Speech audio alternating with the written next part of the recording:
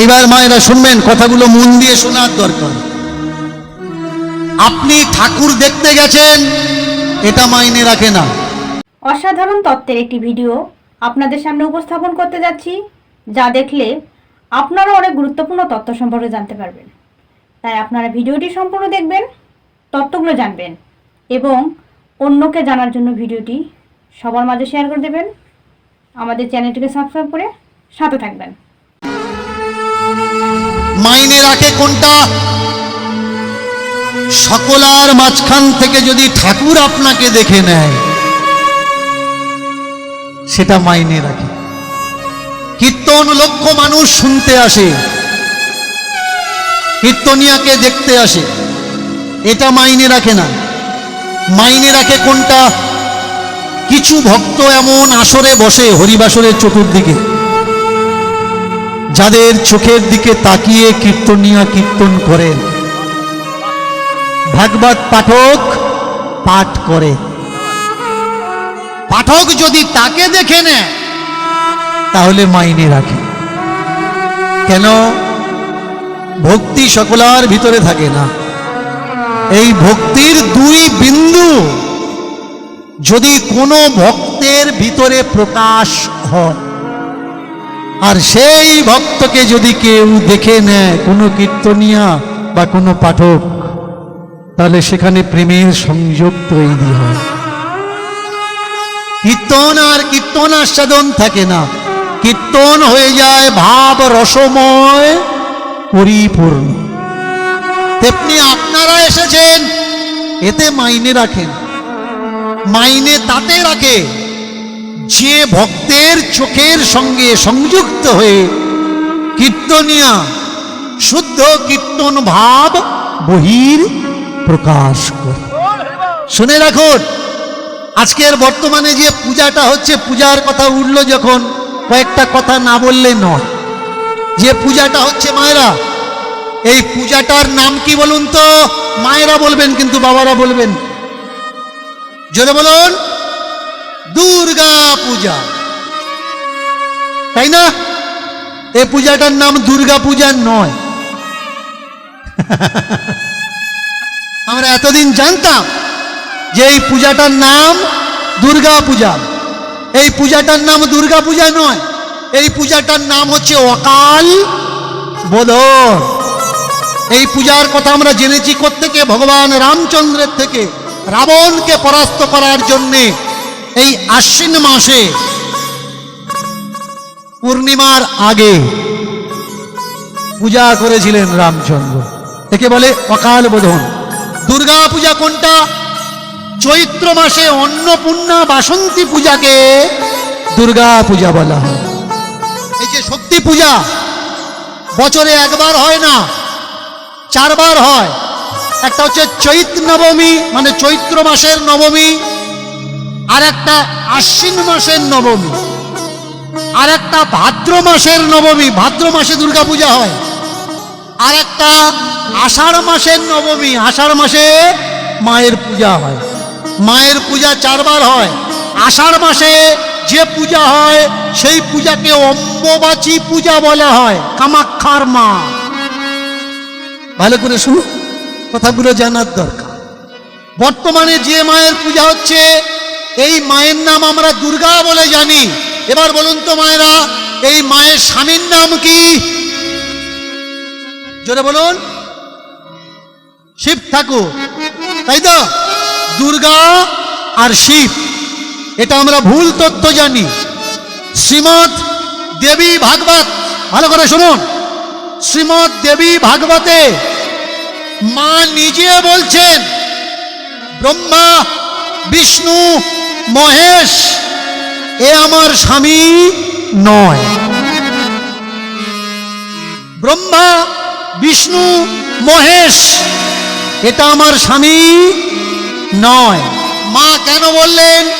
মহিষাসুর বিয়ের জন্য চিঠি লিখে পাঠিয়েছেন, তাই মহিষাসুরকে মা বলছেন, আমার স্বামী আছে, কিন্তু আমার স্বামী ইন্দ্র বরুণ আদি, ব্রহ্মা বিষ্ণু মহেশ নয়।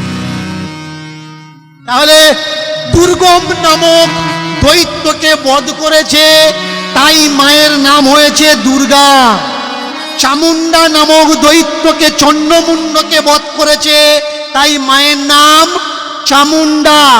মহাকালকে পায়ে দলিত করেছে, দলে দিয়েছে, তাই মায়ের নাম মহাকালী। এখন প্রশ্ন এখানে, তাহলে মায়ের অরিজিনাল নাম কি? আপনি রান্না করতে পারেন, আপনার একটা নাম এসে যাবে কি, আপনি ভালো রান্নি। রান্নি কিন্তু আপনার নাম নয়, রান্নিটা গুণী, গুণ গুণ গুণ দর্শায়। আপনি ভালো নাচতে পারেন, আপনি নাম পেয়ে যাবেন, আপনি নাচিয়ে। নাচিয়েটা কি গুণ, ওটা নাম নয়। তেমনি দুর্গাকে বধ করেছে, দুর্গম অসুরকে বধ করেছে, তাই মায়ের নাম দুর্গা। তাহলে দুর্গার অরিজিনাল নাম কি? আমি হরিবাসরে দাঁড়িয়ে প্রশ্ন দিই, আপনারা অনেকেই জানেন যারা আমার কীর্তন শুনেছেন। আজকের কথা দিচ্ছি, দুর্গার অরিজিনাল নাম, ডকুমেন্টারি নেম, প্রুফেবল নেম যদি কেউ বলতে পেরেছেন, আসরে দাঁড়িয়ে কথা দিলাম, আজকের হরিবাসর থেকে 10টা পয়সা আমি নেব না, আপনাকে দিয়ে চলে যাব। এবার বলুন, যদি এখানে কোনো পণ্ডিত ব্যক্তি থেকে থাকে, উঠে বলতে পারেন দুর্গার আসল নাম কি, বা ফোন নাম্বার যদি থেকে থাকে ফোন করুন। কারণ আমি কালকে চলে যাব, আজকের গান গেয়ে চলে যাব, কালকে দেখবেন বাজারে গুলতুনি হবে, কি জানে কটা বই পড়েছে। আমাদের সামনে যদি বসতো, কাদা করে ফেলে দিতাম। সেই সব পণ্ডিতরা যদি আশেপাশে থাকে, আমি চ্যালেঞ্জ করছি, অল অফ ইউ নাম বলবেন, দুর্গার নাম বলবেন। দুর্গার অরিজিনাল নাম কি? মায়েরা কেউ বলতে পারবেন নাকি? আমি বলে দেব, বলতে পারবেন? তাহলে মন দিয়ে শুনুন, কি বলে দেব, জোরে বলুন। তাহলে শুনুন, দুর্গার অরিজিনাল নাম হচ্ছে মঞ্জুশ্রী। দুর্গার অরিজিনাল নাম হচ্ছে মঞ্জুশ্রী। এই মঞ্জুশ্রী পরে গিয়ে নাম হয় তারা দেবী। এটা আমার বানানো নাম নয়, পাবেন কোত্থেকে? স্টোন ইনস্ক্রিপশন, শিলালেখ থেকে পাওয়া গেছে দুর্গার অরিজিনাল নাম মঞ্জুশ্রী, পরে তারা দেবী। আগে জানতে হবে, পড়তে হবে, বুঝতে হবে, শুধু বললে হবে না। কৃষ্ণ ঠাকুর কীর্তন করতে আসছে, কীর্তন শুনবো না কেন? চাসনি, ও কৃষ্ণকে অসুর বলেছে। মায়েরা, দীনকৃষ্ণ ঠাকুরের কীর্তন শোনা যাবে না কেন? দীনকৃষ্ণ ঠাকুর কৃষ্ণকে অসুর বলেছে। যে কৃষ্ণকে অসুর বলেছে, আমরা তো কৃষ্ণকে ভগবান বলি, তাহলে কৃষ্ণ যদি অসুর বলে, সেই মানুষের মুখ থেকে কখনো কৃষ্ণ নাম শোনা উচিত উচিত নয়। আমাকে যখন মানুষ ফোন করে, আমি কলগুলো শুনি, কথাগুলো শুনি, আর আমি চিন্তা করি আমি এই সব কথা বলিছি, আমার কাছে ভিডিওগুলো পাঠায়। আমি দেখার পরে চিন্তা করি, ও সম্পূর্ণ আমি কি বলিছি। তো রাগ হবে স্বাভাবিক, আমার কথা আমি শুনে আমার রাগ হচ্ছে, তাহলে আমার কথা যদি ও শোনে, ওর কত রাগ হয়েছে। সমস্যা কোন জায়গায়? কীর্তনে দেখবেন ভিডিও রেকর্ডিং হয়, অনেক ইউটিউবাররা আসে, রেকর্ডিং করে যে কথা বললে সমাজে গন্ডগোল হবে, সেই কথাটা কেটে ছেড়ে দেয়, বাকিটা আর ছাড়ে না। কেন? যেটা সমস্যা হবে সেটা মানুষ দেখবে, শেয়ার হবে, আর বেশি ইনকাম হবে। এবারে মন দিয়ে শুনুন, তাহলে কি ভগবান শ্রীকৃষ্ণ সত্যি সত্যি অসুর নাকি দেবতা? বড় একটা সমস্যা। কৃষ্ণ অসুর এটা আমি বলিনি, পাবেন কোত্থেকে? ঋগ্বেদ অষ্টম মণ্ডল, ভালো করে শুনুন, ঋগ্বেদ অষ্টম মণ্ডল 96 নম্বর সূক্ত, 13, 14, 15, 16, 17 নম্বর শ্লোক পড়ে নিন। সেখানে বলা হচ্ছে কৃষ্ণ অসুর। অসুর আমি বলছি না, ঋক বেদ বলছে। এইবার বলুন আপনারা কোনটা গ্রহণ করবেন, কৃষ্ণ দেবতা নাকি কৃষ্ণ অসুর? কৃষ্ণ যদি দেবতা হলো, দেবতাদের রাজাকে, দেবতাদের রাজা ইন্দ্র, আর সেই ইন্দ্র আর কৃষ্ণ যুদ্ধ করছেন কোথায়? অংশুমতি নদীর তীরে। তাহলে এই যুদ্ধে পরাস্ত হচ্ছে কে? ভগবান শ্রীকৃষ্ণ। আর তার ছাল ছাড়িয়ে নিয়ে জ্বলন্ত কাঠে তুলে দিচ্ছে কে? দেবরাজ ইন্দ্র। আপনারা দুর্গা পূজা মা দুর্গার পায়ের নিচে যে মানুষটাকে দেখছেন, এই মানুষটাকে, এই মানুষটা অসুর। আর কার্তিক, গণেশ এরা কারা? এরা দেবতা। লক্ষ্মী, সরস্বতী এরা কারা? এরা হচ্ছে দেবী। সূর্য কে? দেবতা। চন্দ্র কে? দেবতা। বরুণ কে? দেবতা। সূর্যের দেখাতে পারবেন না, গোপ আছে। বরুণের দেখাতে পারবেন না, গোপ আছে। ইন্দ্রের দেখাতে পারবেন না, গোপ আছে।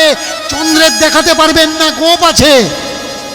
কিন্তু মায়ের পায়ের তলায় যে অসুরটা ত্রিশূল বুকে নিয়ে শুয়ে আছে, এর মুখে গোপ আছে। তাহলে অসুর চিনব কি করে? কার্তিকের কিন্তু গোপ নেই, কার্তিক দেবতা। গণেশের গোপ নেই, গণেশকে দেবতা। কিন্তু মায়ের পায়ের তলায় যে মানুষটা ত্রিশূল বুকে নিয়ে দাঁড়িয়ে আছে, এর গোপ আছে। তাহলে যার গোপ আছে ওকে অসুর। এবার বলো, যার গোপ আছে যদি সে অসুর হয়, আপনাদের বাবা, ঠাকুরদা, জ্যাঠামশাই, পিসে মশাই এদের গোপ আছে কি নেই? তাহলে এরা কারা? এরা দেবতা নাকি এরা অসুর? আগে বোঝা লাগবে। কেটে দেবে, ফের উঠবে তো। গোপ মাইনে রাখে না, মাইনে রাখে কোনটা? আপনার ব্যবহার। অসুর আর দেবতা চিনবে কি করে? আপনার ব্যবহারে। দানব চিনবে কি করে? আপনার ব্যবহারে। এবার বলুন, অসুর মানে খারাপ, অসুর মানে নোংরা, অসুর মানে হত্যাকারী, অসুর মানে পাখণ্ডী। তাহলে অসুর যদি খারাপ হবে, মায়ের সঙ্গে কেন অসুরের মন্ত্র বলে পূজা করা হচ্ছে? বলুন তো দেখি। দুর্গাকে মা, দুর্গাকে দেবী। তাহলে আমরা কি পূজা করছি? মা পূজা করছি, আমরা দেবী পূজা করছি। তাহলে দেবী পূজার সঙ্গে অসুর কেন পূজা করব? অসুরকে রাখার দরকার নাকি অসুরকে বাদ দেওয়ার দরকার? অষ্টমী পূজায়, সপ্তমী পূজায়, নবমী পূজায় অসুরের মুখ ধোয়ার জন্যে মন্ত্র বলে অসুরকে জল দেওয়া হচ্ছে। অসুর মুখা প্রক্ষালয়েন নীর প্রদান। অসুরের মুখ ধোয়ার জন্য জল দেওয়া হচ্ছে। বলুন তো এবারে, যার মন্ত্র বলে জল দেওয়া হচ্ছে, মন্ত্র বলে খাবার দেওয়া হচ্ছে, সে মানুষটা খারাপ কি করে হয়? মায়েরা কথাগুলো শুনবেন আর বুকে হাত দিয়ে বিচার করবেন যে দীনকৃষ্ণ ঠাকুর যে কথা বলছে, সে কথার ভিতরে কতটুকু সত্য আর কতটুকু মিথ্যা লুকিয়ে আছে। বলুন তো, অসুর যদি খারাপ হবে, তাহলে দুর্গা পূজার সময় যে ঠাকুর মশাইটা ফর্দ করে দিচ্ছে, কার্তিকের জন্য ধুতি লিখলো, গণেশের জন্য ধুতি লিখলো, মা লক্ষ্মীর জন্য শাড়ি লিখলো, মা সরস্বতীর জন্য শাড়ি লিখলো, দুর্গার জন্য শাড়ি লিখলো, অসুরের জন্যও একটা ধুতি লিখলো। কার জন্য লিখেছে? এদের জন্য লিখেছে। কেন লিখেছে? পরাবে বলে লিখে রেখেছে। তাহলে এবার বলো, এইসব ধুতিগুলো, শাড়িগুলো এদের পরানো হয় না পায়ের ধারে রেখে দেওয়া হয়? যদি না পরাবি তাহলে লিখলি কেন? আর যদি লিখলি তাহলে পড়ালি না কেন? আপনার বাড়ির কেউ অসুস্থ হয়েছে, ডাক্তার বললে এক্ষুনি সেলাইন দেওয়া লাগবে, দুটো সেলাইনের বোতল নিয়ে এসো। আপনি কিনে নিয়ে গেলেন, আর ওই ডাক্তার যদি সেলাইন না দিয়ে বোতল বাড়ি নিয়ে চলে যায়, আপনিও ছাড়বেন? তাহলে ছাড় কি? আপনি ছেড়ে দেবেন ওই ডাক্তারকে? যে ডাক্তারবাবু আমার বাবাকে সেলাইন দেবেন বলে সেলাইন লিখলেন, আমি কিনে এনে দিলাম, তাহলে সেলাইন চড়ালেন আর নিয়ে যাচ্ছেন কেন? কখনো প্রশ্ন করেছেন কালীর জন্য সে শাড়িটা কিনে দিলাম মাকে পরাবেন বলে, দুর্গার জন্য যে শাড়িটা কিনে দিলাম মাকে পরাবেন বলে, কার্তিকের জন্য যে ধুতি কিনে দিলাম পরাবেন বলে, না পরিয়ে নিয়ে চলে যাচ্ছেন কেন? প্রশ্ন কিন্তু কখনো করেন। এখন সময় এসেছে প্রশ্ন করার। প্রশ্ন করবেন কি করবেন না এটা আপনার ব্যাপার। আমি শুধু বলতে পারি কোনটা সত্য আর কোনটা মিথ্যে। কোনো বইয়ে দেখাতে পারবেন চণ্ডী পড়তে হয় দুর্গা পূজা করতে গেলে? ভালো করে শুনুন, দুর্গা পূজা করতে গেলে চণ্ডী আপনাকে পাঠ করাই লাগবে। চণ্ডীতে কোথাও দেখাতে পারবেন দুর্গা পূজার শেষের মালপত্রগুলোর বামনে নিয়ে চলে যাবে? আমি দীনকৃষ্ণ ঠাকুর বলছি, যদি দেখাতে পেরেছে কেউ চণ্ডীতে লেখা আছে যে চণ্ডী পাঠ না করলে দুর্গা পূজা পূর্ণ হয় না, সেখানে লেখা আছে সব মালপত্র বামনে নিয়ে চলে যাবে, কীর্তন করব না কীর্তন ছেড়ে দেব, তাহলে বইয়ে লেখা নেই মালপত্র নিয়ে চলে যাবে, তোমরা নিয়ে যাচ্ছ কেন ভাই? শুধু তাই নয়, এবার বলুন কার্তিক তার ধুতি নিয়ে যাচ্ছ, নিয়ে যাও। কার্তিক দেবতা মা কালী দেবী তার শাড়িটা নিয়ে যাচ্ছ, নিয়ে যাও। ও মা কালী মা দেবী ভগবানের স্ত্রী, অসুর তো খারাপ। তোমরা রাগ করছো দীনকৃষ্ণ ঠাকুর কৃষ্ণর অসুর বলেছে বলে, তাহলে অসুরের ধুতিটা তুমি নিয়ে যাচ্ছ কেন বাবা? ওটা তো রেখে যাও। যে আমি খারাপ মানুষের ধুতিটা নিয়ে যাব না বাবা, এটা পুজো কমিটি নেবে। অসুরের মাল নিয়ে যাচ্ছে মানে অসুর খারাপ নয়। অসুর যদি খারাপ হতো, অসুরের ব্যবহার করা জামা কাপড় কি ওরা নিয়ে যেত? জাগো, উঠো, ধর্ম কাকে বলে জেনে নাও। ধর্ম মানুষকে জীবন দান করে, ধর্ম মানুষকে কখনো শেষ করে না। ফর্দ তো লিখে দিল এত বড়, এই লাগবে ওই লাগবে। ও কখনো জানে পুজো কমিটি টাকাটা কোত্থেকে তুলছে আর কিভাবে তুলছে, কাদের কাছ থেকে তুলছে? ওই হিসেবটা রাখে না। এখানে দাও ওখানে দাও, যত দেবে দিলে কিন্তু মাল তুমি পাবে, ও তো মাল আমি পাবো। এর জন্য যত দেবে অত লাভ। এবার বলো, আমি কোনো জাতি কোনো সমুদায় কাউকে নিন্দে বা ছোট করতে চাচ্ছি না। আমি বলতে চাচ্ছি দুর্গা পূজা হোক, দুর্গা পূজা করাক এবং করুক, কিন্তু কারোর যেন হানি বা অর্থদণ্ড না হয়।